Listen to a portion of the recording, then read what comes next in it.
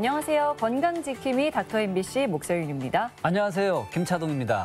건강에 관한 다양한 궁금증 여러분의 입장에서 꼼꼼하게 짚어드리겠습니다. 네, 골프나 테니스처럼 팔에 힘이 많이 들어가는 운동을 즐기는 분들뿐만이 아니라 가사 일을 많이 하는 주부 그리고 팔을 많이 쓰는 직업을 가진 분들에게도 흔히 발생하는 게 팔꿈치 질환이라고 합니다. 네, 팔은 우리가 생활하면서 정말 많이 쓰는 신체 부위인데요. 아프다고 안 쓸 수도 없고 한 번 손상이 생기면 또 회복도 쉽지 않을 것 같고 여러 가지가 걱정이 됩니다. 네, 그래서 이제 많은 분들이 또 잘 안 낫는다고 이야기하는 질환이기도 한데요. 네. 오늘은 팔꿈치 질환에 대해서 대자연병원 정형외과 조창호 과장과 함께 알아보는 시간 갖도록 하겠습니다.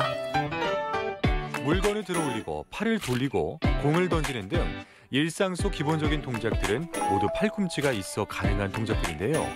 많이 사용하는 만큼 통증과 문제가 생기기도 쉽습니다. 팔꿈치에 나타나는 질환에는 어떤 것들이 있고 또 어떻게 치료를 하면 좋을까요? 정형외과 전문의 조창호 과장과 함께 자세하게 알아보겠습니다.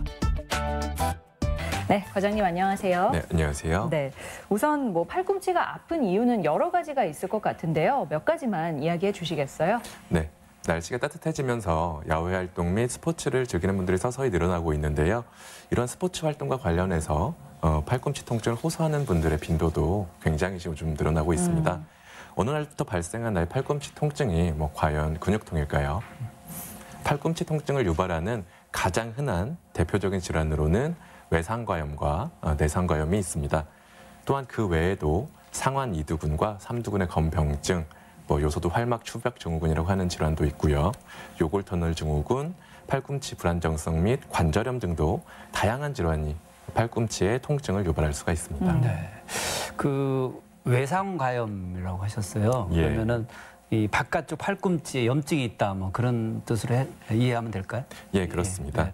그러면은 바깥쪽 팔꿈치가 아픈 이유는 뭘까요?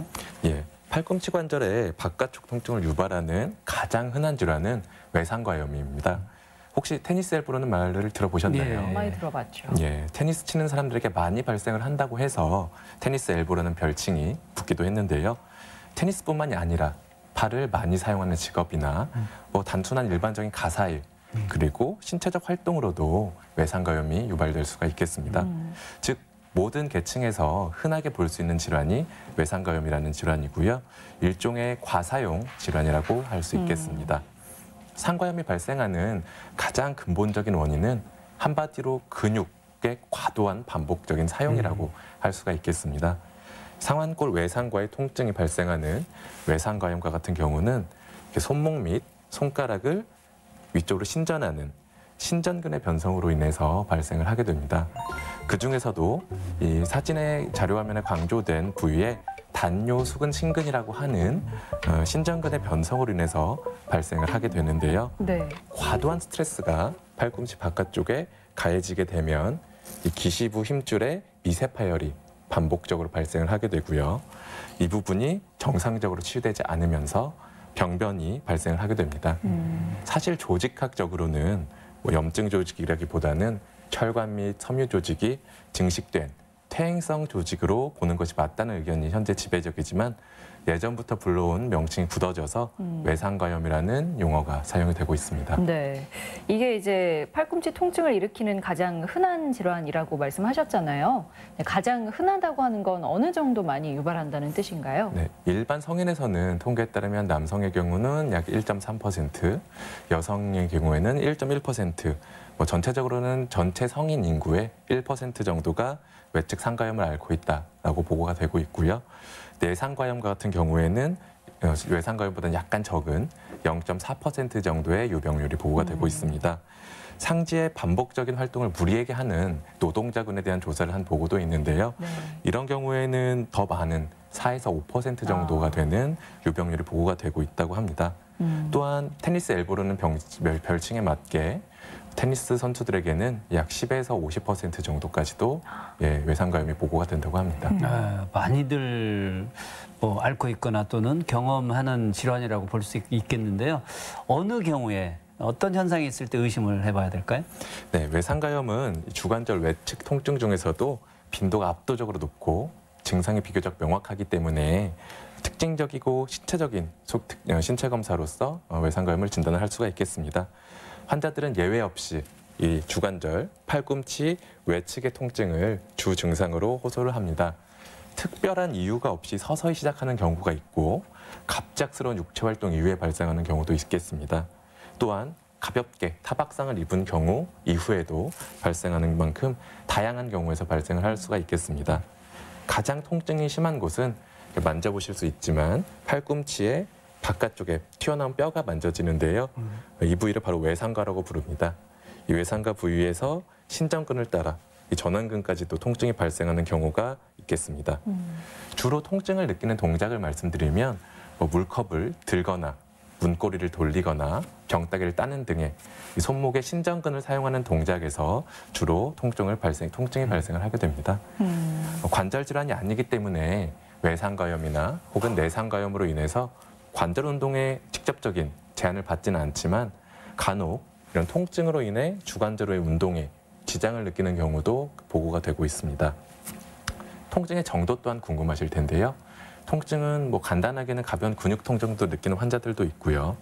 밤에 잠을 자기 힘든 정도의 통증을 호소하는 경우도 있고 심하게는 밤에 응급실을 찾을 정도로 심한 통증을 갑작스럽게 호소하는 경우도 보고가 됩니다. 네, 사람마다 다르게 나타나는군요. 예. 네.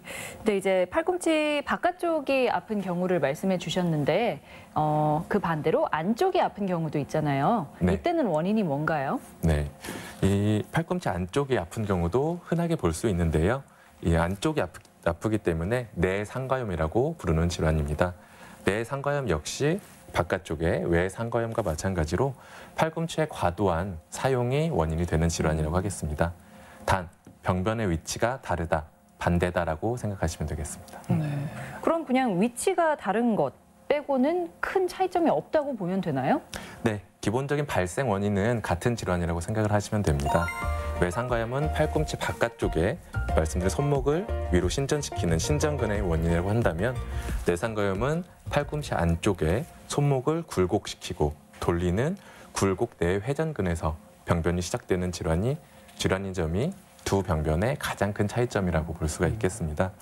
또한 외상가염의 발병 빈도가 내상가염에 비해서 2배에서 3배 정도 높게 보고가 됩니다. 그럼 이 팔꿈치 질환의 진단은 어떻게 하나요?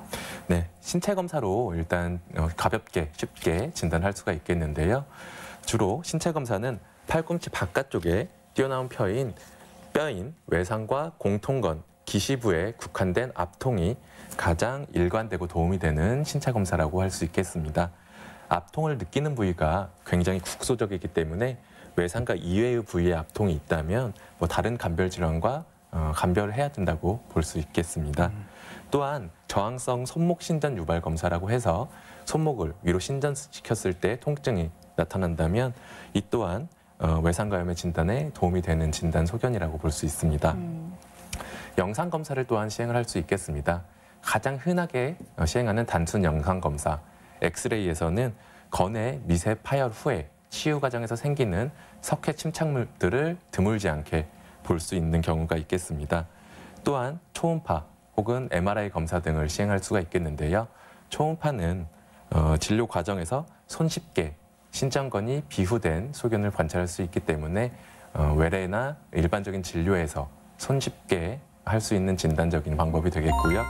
MRI 검사의 경우는 병변의 정도가 어느 정도인지를 확인할 수가 있고 그 주위에 다양한 조직들의 이상이 있는지 동반된 구조적 질환 여부를 확인할 수가 있습니다. 네. 따라서 보존적 치료의 시행에도 통증이 낫지가 않고 통증이 지속되거나 악화되는 경우에는 MRI와 같은 정밀 검사를 통해서 다른 동반된 구조적인 문제가 없는지 반드시 확인이 필요하다고 할 수 있겠습니다. 네, 검사를 받는 방법도 다양한데요. 그러면은 진단을 내리고 나서 치료를 어떻게 하는지도 알려주시겠어요? 네, 외상가염과 내상가염은 위치는 다르지만 공통적인 원인인 팔의 반복적인 사용으로 인해서 발생을 하기 때문에 기본적인 치료 원칙은 같다고 할 수 있겠습니다. 환자의 80에서 90% 정도는 1년 내에 대부분 회복이 되는 질환입니다. 따라서 우선적으로는 보존적 치료를 시행하게 됩니다. 우선적으로 팔을 많이 사용해서 생기는 과사용으로 인한 질환이기 때문에 휴식 및 활동의 변화가 가장 중요한 치료라고 볼 수 있겠습니다. 추가적으로 통증을 완화시킬 수 있는 진통소염제의 투여나 스테로이드 및 콜라겐 주사, 그리고 최근 많이 사용되고 있는 자가혈소판 풍부혈장 주사, 그 외에 운동치료 등을 통해서 치료를 시작하게 됩니다. 보존적 치료에 대해서 한 걸음 더 들어가 보면 초기에 통증 있는 팔의 사용을 줄이고 진통소염제를 복용하고 물리치료를 시행을 하는 것이 일반적이겠습니다. 보조기나 스플린트를 통해서 팔꿈치를 고정시키는 치료도 도움이 된다고 보고되었지만 환자분들이 일상적인 생활에서 굉장히 불편감을 느끼기 때문에 현재는 많이 사용이 되고 있지 않은 치료법이 되겠습니다. 운동요법은 그중에서도 환자분들이 쉽게 배워서 집에서도 스스로 할 수 있는 치료법이기 때문에 운동요법 또한 꾸준히 해볼 만한 치료법이 되겠습니다. 운동요법에 대해서 알아보겠습니다. 스트레칭 방법은 외상가염의 경우에 대해서 말씀드리면 주관절을 완전히 신전을 시키고 반대 손으로 손목을 이렇게 신전시키는 것이 스트레칭 방법이 되겠고요. 이 내상가염과 같은 경우는 반대측의 근육이 원인이 되기 때문에 반대로 팔을 쭉 뻗어서 이쪽으로 신전을 시켜주는 방법이 스트레칭 방법이 되겠습니다. 또한 이 근육의 기시부에 대해서 이 근육의 힘줄에 수직 방향으로 압력을 가해서 마사지를 하는 시리악스 마사지 방법도 환자분들이 집에서 쉽게 따라하실 수 있는 운동 치료 방법이 되겠습니다. 치료 방법 중에 이제 쉬는 시기가 있고 운동으로 치료하는 시기가 있는 것 같아요. 말씀하시는 거 보니까. 근데 우리 일상적으로 보면 이렇게 근육이나 관절에 대해서 문제가 있으면 무조건 쉬라 이런 분이 있고 아니다 움직여야 된다 운동을 해야 된다 뭐 어느 쪽이 맞는 건가요? 네, 상가염은 해당 근육의 과도한 사용으로 인해서 발생하는 질환이기 때문에 해당 근육의 사용을 줄이는 것이 중요하지만 아까 제가 말씀드렸듯이 또한 운동치료 또한 해주는 게 도움이 되십니다. 제가 말씀드리는 운동치료라는 말씀은 해당 근육을 사용하는 운동이 아니고 해당 공통건에서 시작되는 근육의 신전 운동을 통해서 서서히 이 근육 건 복합체의 유연성을 증가시키는 것이 중요하다고 할 수 있겠습니다. 보존적 치료를 통해서 통증이 경감이 된다면 서서히 통증이 허락하는 정도에서 근력 강화 운동 또한 시작을 하고 통증이 많이 좋아지면 점점 더 강도를 높여나가는 것이 중요하다고 할 수 있겠습니다. 네, 앞서 설명해 주신 이 보존적 치료 중에 보니까 스테로이드도 있고 콜라겐 주사도 있고 또 요즘 많이 사용한다는 자가혈소판 풍부혈장 주사도 있는데 사실 좀 낯설게 느껴지거든요. 이게 어떤 건지도 설명을 해 주시겠어요? 네, 주사요법 또한 오래전부터 사실 널리 사용되고 있습니다. 주사는 병변 부위인 외상관을 촉지하고 압통이 느껴지는 부위에 주사를 놓게 됩니다. 그 주사에 어떠한 성분이 들어가느냐에 따라서 차이가 있게 되는데요. 스테로이드 주사와 같은 경우는 예전부터 많이 사용되어 온 주사입니다. 조직을 치유하는 효과는 있지는 않지만 염증을 완화시켜주고 통증을 완화시켜주기 때문에 굉장히 예전부터 많이 사용이 되고 있습니다. 하지만 내성이 발생을 하고 조직을 위축시키고 최종적인 건의 치유를 방해하는 효과가 있기 때문에 전문의의 처방에 따라서 많은 횟수의 스테로이드 주사는 맞지 않는 것이 좋겠다라고 볼 수가 있겠습니다. 또한 그 외에도 콜라겐 주사 같은 것도 건의 치유에 도움을 줄 수 있다라고 보고가 되고 있고요. 가장 최근에 이제 각광을 받고 있는 주사가 있는데 자가혈소판 풍부혈장 주사라는 주사가 있습니다. 흔히 말하는 PRP 주사라고 말씀을 드리고 있는데요. 자기의 피를 뽑아서 성장인자가 풍부한 혈소판을 포함한 혈장 조직을 다시 자신의 병변 부위에 주사를 하는 치료법이 되겠습니다. 최근에 그게 건의 치유를 촉진시킨다는 많은 연구 결과들이 보고가 되어서 우리나라에서도 PRP 주사가 금지가 되었었지만 최근 들어서 이 상가염, 외상가염 및 내상가염에 한해서 주사를 치료를 허용을 하여서 최근 들어서 많이 사용되고 있는 주사 치료법이라고 하겠습니다. 아까 그저 80에서 90% 정도 좋아진다고 그렇게 말씀하셨는데요.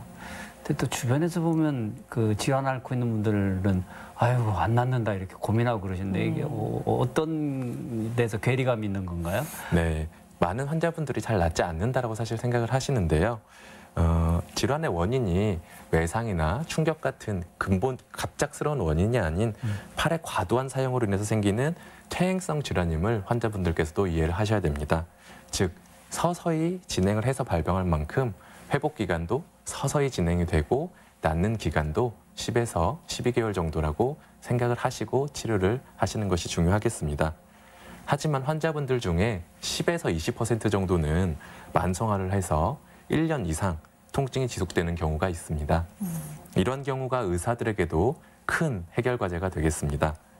보존적 치료에도 통증의 호전이 없이 수개월 지속되고 혹은 전혀 통증이 경감되지 않고 오히려 심해지는 경우들이 MRI 검사를 통해서 이 신전근뿐만이 아닌 주위의 관절막이나 외측 측부 인대와 같은 구조물에 이상이 없는지 확인을 해보는 것이 필요하겠습니다. 네. 그리고 검사 결과에 따라서는 수술적 치료를 또한 고려를 합니다. 네. 그러니까 보통은 보존적 치료를 받으면 효과를 본다는 건데 그렇지 못한 분들은 이제 수술까지 고려해야 한다는 거잖아요. 네, 그럼 수술은 어떤 방식으로 진행되나요? 네, 수술적 치료는 상과염의 원인으로 생각되는 신전건 혹은 내상과염의 경우는 굴곡 회내근건에 변성된 혈관과 섬유 조직이 증식된 병변 조직을 제거를 해주는 것이 수술적 치료가 되겠습니다. 수술적 치료 시행 시에 자료 사진을 보시면 일반적인 정상적 조직과는 다른 변성된 퇴행성 병변을 보실 수가 있는데요. 이 조직을 제거해주고 새로운 조직이 자라나도록 제거를 해주는 것이 수술의 요점이 되겠습니다. 이러한 수술은 예전에는 고식적으로 직접 절개를 통해서 병변 부위를 제거하고 봉합해주는 개방형 술식을 많이 시행을 해왔습니다. 하지만 최근 관절 내시경 기술의 발달로 인해서 관절 내시경을 통해서 절개 부위가 없이 간단한 작은 구멍 2개만으로 병변 부위를 제거하는 관절 내시경적 유리술이 최근 들어 많이 사용되고 있습니다. 여러 분야가 마찬가지겠지만 팔꿈치 질환 수술에 대해서도 많이 진화가 됐다 이런 생각을 하게 되는데요. 수술 후에 재발 걱정은 안 해도 될까요? 네. 여러 가지 많은 임상적 연구 결과들이 보고가 되고 있는데요. 수술적 치료 후에는 90% 환자분들이 굉장히 좋은 임상적 결과 및 재발이 없는 것으로 보고가 되고 있어서 수술적 치료 후의 결과에 대해서는 너무 걱정을 하지 않으셔도 되겠습니다. 다행입니다. 네. 네. 우리가 팔꿈치 질환의 재발을 줄이고 또 질환을 예방하기 위한 방법이 있다면 뭐가 있을까요? 네, 팔을 많이 사용을 하고 잘못된 자세로 운동을 해온 결과로 인해서 발생한 질환이라는 것을 이해하는 것이 굉장히 중요하겠습니다. 직업적으로 팔을 어쩔 수 없이 많이 사용을 해야 한다면 통증이 심할 때는 가능한 한 팔의 휴식을 취하는 것이 중요하겠고요. 운동으로 인해서 통증이 발생을 했다면 잘못된 자세로 인한 통증임을 이해를 하고 자세를 변경할 수 있도록 교정하는 것이 중요하다고 할 수 있겠습니다. 또한 스테로이드 주사를 통증 경감 효과가 크기 때문에 해당 주사의 효과로 수차례 이상의 스테로이드 주사를 여러 병원을 돌아다니면서 맞는 분들이 계신데요. 그러한 경우에는 10에서 20% 정도의 만성화되는 불운성 상과염으로 진행할 수가 있기 때문에 반드시 정형외과 전문의 진료를 통해서 치료를 받아야 하겠습니다. 네, 아무래도 퇴행성 질환이다 보니까 우리가 평소에 아껴 쓰고 또 바르게 쓰는 게 중요하겠다는 생각이 드네요. 네, 지금까지 정형외과 전문의 조창호 과장과 함께 팔꿈치 질환에 대한 이야기 나눠봤습니다. 네, 오늘 말씀 고맙습니다.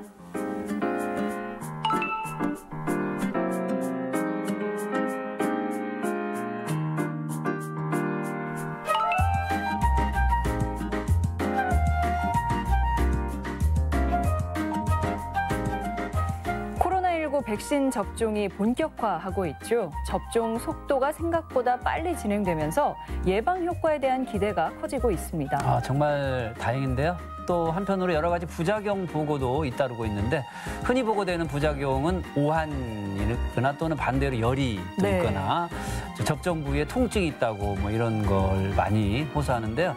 이런 건 독감 예방 주사 맞을 때도 비슷한 그 현상이 나타나거든요. 네. 만성 질환이 있는 분들은 예방 주사를 맞아도 되는 걸까 고민이 많이 되실 텐데요. 기존에 복용하고 있는 약과 어떤 작용을 일으킬까, 지금 건강 상태에서 접종을 해도 좋을까 이런 고민 있으실 겁니다. 이런 분들은 접종 전에 평소 다니는 병원에서 전문의와 먼저 상의하시는 게 좋겠습니다. 그렇죠. 질환에 따라서 약물 복용을 중단하고 맞아야 되는 경우도 있고요. 또 약물 알레르기가 있는 분들 같은 경우는 반드시 접종 전에 전문의와 상의를 하셔야 될 것 같습니다. 네, 우리 모두 처음 맞는 상황인 만큼 자신의 경험이나 판단에 비추어서 판단하지 말고 예방접종 전후 건강 상태를 반드시 전문의와 상의하는 게 가장 안전한 관리일 것 같습니다. 그리고 여러분의 건강과 관련된 궁금증은 전주 MBC 홈페이지에 들어오시면 또 정확한 그 진단 결과에 대해서 또 해답을 드릴 수 있습니다. 네, 오늘 알아본 팔꿈치 질환과 관련해 더 알고 싶은 경우 또 다른 질환에 대한 궁금증에 대해서 남겨주셔도 좋습니다. 네, 닥터 MBC가 여러분의 궁금증을 풀어드리겠습니다. 저희가 준비한 소식은 여기까지입니다. 다음 주 이 시간에 다시 찾아뵙겠습니다. 고맙습니다.